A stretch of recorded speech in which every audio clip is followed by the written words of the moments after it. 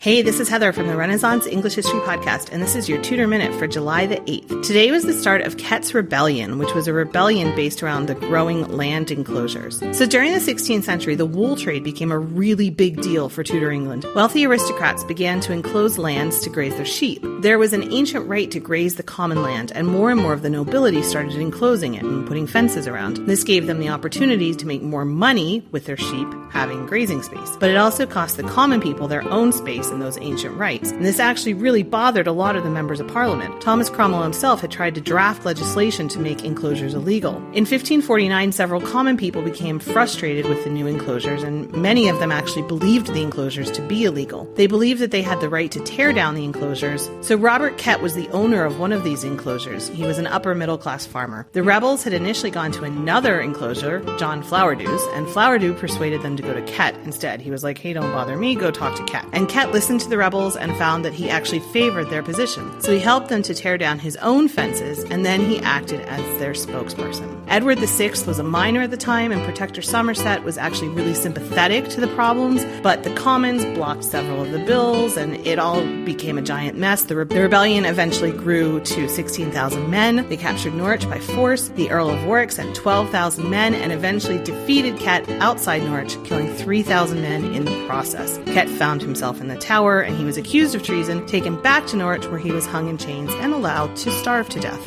which is not pleasant. That's your Tudor Minute for today. Remember, you can dive deeper into life in 16th century England through the Renaissance English History Podcast at englandcast.com.